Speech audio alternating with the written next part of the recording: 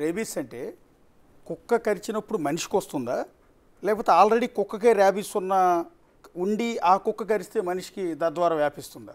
Mostly కుక్క నుంచి కుక్కకు వస్తుంది, కుక్క నుంచి మనిషికి వస్తుంది సార్. ఓకే. జనరల్గా ఇదేంటంటే జూనోటిక్ అంటాం అనమాట. జూనోటిక్ అంటే బోత్ హ్యూమన్ నుంచి కుక్కలకు వస్తుంది, కుక్కల నుంచి హ్యూమన్కి వస్తుంది. కానీ రేబీస్ ఏంటంటే మోస్ట్లీ కుక్క నుంచి కుక్కకి వస్తుంది, కుక్క నుంచి మనుషులకు వస్తుంది. ఎస్పెషలీ రేబీస్ అనేది చాలా డెడ్లీ డిసీజ్, చాలా dangerous disease. There is no treatment for rabies. అంటే బోత్ డాగ్స్లో కానీ మనుషుల్లో కానీ ఒక్కసారి రేబీస్ వచ్చిందంటే దానికి ట్రీట్మెంట్ లేదు, వచ్చిందంటే ఖచ్చితంగా చనిపోవడమే. బేసిక్గా ఈ రేబీస్ అనేది ఎలా వ్యాపిస్తుంది? బేసిక్గా ఇది కాటు ద్వారా, మెయిన్ కుక్క యొక్క సలైవా వచ్చి సొంగ అంటాము కదా, అది ఏదైనా ఏదర్ బైట్ ద్వారా. ఎందుకంటే most of the times rabies అనేది మన సలైవరీ గ్లాండ్స్, మన సొంగ ఏవైతే ప్రొడ్యూస్ చేస్తుందో అందులో ఇన్హెబిటెడ్ అయి ఉంటుంది. సో ఈ సలైవాలో కంటిన్యూస్గా ప్రొడ్యూస్ అవుతూ ఉంటుంది. సో దాని సలైవా ఎప్పుడైతే ఈ పెట్, ఎస్పెషలీ డాగ్స్ ఆర్ క్యాట్స్, మనం క్యాట్స్ కూడా చాలా కేసెస్ చూసుంటాం, కొన్నిసార్లు క్యాట్ స్క్రాచ్, క్యాట్ బైట్ వల్ల కూడా రేబీస్ వచ్చే అవకాశాలు ఉన్నాయి. సో ఎప్పుడైతే ఈ సలైవా ఎయిదర్ బైట్ ద్వారా కానీ, సెకండ్ మనకి ఏదన్నా కట్ వూండ్ ఉన్న, మన చేతి మీద కానీ ఏదన్నా కట్ వూండ్ ఉన్న ఆ సలైవా మన కట్ వూండ్ సర్ఫేస్ మీద పడ్డా కూడా వచ్చే ఛాన్స్ ఉంటుంది. మూడో రూట్ కార్నియల్ రూట్ అంటాం అన్నమాట. ఆ సొంగ్ వచ్చేసి మన కన్నులో పడ్డా కూడా అది కూడా వన్ ఆఫ్ ద రూట్ అన్నమాట మనకి రేబీస్ రావడానికి. సో బేసిక్గా మనం రేబీస్ వచ్చిన కుక్కని ఎలా ఐడెంటిఫై చేయాలి అంటే రెండు ఫామ్స్ ఉంటాయి రేబీస్లో.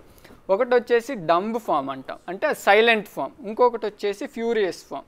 ఫ్యూరియస్ ఫామ్ అనేది మనకు అర్థం చేసుకోగలం. డాగ్ అనేది ఫెరోషియస్గా ఉంటుంది, ప్రతిదాన్ని బైట్ చేయాలని ఉంటుంది. ఈవెన్ మన ఇంట్లో ఏదైనా సోఫా, ఏదైనా గ్రిల్స్, ఇనానిమేట్ ఆబ్జెక్ట్ని బైట్ చేయాలని ఉంటుంది. ఇంకొకటి హైడ్రోఫోబియా అంట. హైడ్రోఫోబియా అంటే హైడ్రో అంటే వాటర్, ఫోబియా అంటే ఫియర్, డ్రింక్ చేయలేవు అనమాట. అవి ఫోబియా, దాన్ని మనం మెడికల్ టర్మ్స్లో హైడ్రోఫోబియా అంటాం. బోత్ హ్యూమన్స్లో అండ్ పెట్స్లో హైడ్రోఫోబియా అనేది కామన్ సైన్ అనమాట. సో బేసిక్గా ఇటువంటి సైన్స్ ఉన్నప్పుడు మనం కనిపెట్టవచ్చు, కానీ సైన్స్ లేవు. కొన్నిసార్లు డంబ్ ఫామ్ అంటాం, సైలెంట్ ఫామ్. అందులో ఎలా ఉంటుందంటే పెట్లో కంటిన్యూస్గా సొంగ రావడము, సైలెంట్గా ఉండడం అలా ఉంటుంది. కుక్క కరిస్తే మాత్రమే, అంటే దాని పళ్ళతో మనల్ని ఏదో ఒక పార్ట్లో పట్టుకుని పీకితేను దాని పళ్ళ ద్వారా రావటం కాదు, ఇది దాని నోటి నుంచి వచ్చే చొంగ మన కన్నులో కార్నియల్ పడినా కూడా ప్రాబ్లం. ఇప్పుడు బేసిక్గా పెంచుకునే వాళ్ళు ఎవరు వ్యాక్సినేషన్ సరిగ్గా చేయించుకోవట్లేదండి? చేయించుకుంటారు సార్. ఈవెన్ అదే సార్ నేను చెప్పేది, ఈవెన్ మీరు వ్యాక్సినేషన్ చేయించినా వేరే డాగ్ కరిస్తే, సపోజ్ ఇప్పుడు మీరు తిన్నే వాకింగ్ తీసుకెళ్తారు బయటికి, బయట మన స్ట్రీట్ డాగ్స్ ఉంటాయి, సపోజ్ ఏదన్నా ఫైట్ జరిగి దీనికి ఏమన్నా వూండ్స్ కానీ పడితే, ఈవెన్ వ్యాక్సినేషన్ ఇంతకు ముందు చేసున్నా మళ్ళా పోస్ట్ బైట్ షెడ్యూల్ చేయించుకోవాలి సార్, కరిచిన తర్వాత చేయించుకోవాలి. విజయలక్ష్మి గారు కేకేశ్వరరావు గారి కుమార్తె, ఆవిడ ఇంట్లో పెంచుకునే కుక్క. సో ఆ కుక్కకి ఆవిడకి మధ్య అటాచ్మెంట్, బహుశా ఆవిడే పోస్ట్ చేసిన వీడియో అనుకుంటుంది. ఆవిడ చపాతీ తింటున్నారు, ఆవిడ ఒక ముక్క నోట్లో పెట్టుకుంటున్నారు, అదే చేత్తో ఆ ముక్కని కుక్క నోట్లో కూడా పెడుతూ ఉన్నారు, ఆవిడ పెంచుకునే కుక్క. సో అలా పెట్టినప్పుడు ఖచ్చితంగా కుక్క నోట్లో పసిపిల్లాడికి పెట్టినట్టు పెడుతున్నప్పుడు ఆవిడ చేతికి ఆ కుక్క నోట్లో ఉన్న చొంగ ఖచ్చితంగా టచ్ అవుద్ది. మళ్ళీ అదే చేతితో తీసుకొచ్చి ఆవిడ నోట్లో పెట్టుకుంటూ ఉన్నారు. ఒకసారి చూడండి, ఆవిడ తింటూ ఉన్నారు.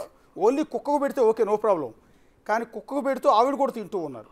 సో అలాంటి పరిస్థితుల్లో ఈ చొంగ ఏదైతే ఉందో ఆవిడ చేతిని టచ్ అయ్యి అది ఆవిడ నోట్లోకి వెళ్తే, ఆవిడంటే మీన్స్ ఎవరైనా కుక్కలు పెంచుకుని ఎవరైనా సరే వాళ్ళ నోట్లోకి వెళ్తే ప్రాబ్లం ఉంటుందా?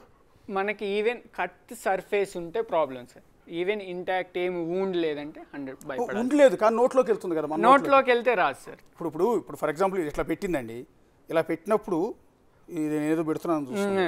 సో ఇలా పెట్టినప్పుడు అది ఆటోమేటిక్గా దాని నాలుగుతో ఇక్కడెక్కడో టచ్ అవుతుంది. అవును, ఈ వేళకి దాని సెలైవా అంటే చొంగ ఏదైతే ఉందో ఈ వేళకి ఖచ్చితంగా అంటుతుంది. దాన్ని మళ్ళీ నేను నోట్లో పెట్టుకున్నాం, నా నోట్లోకి ఆ చొంగ వెళ్తుంది, ఏం కాదు. ఇది ఓరల్ రూట్ సార్, ఇది ఓరల్ రూట్ ఏం కాదు. ఓరల్ రూట్ అస్సలు కాదు సార్.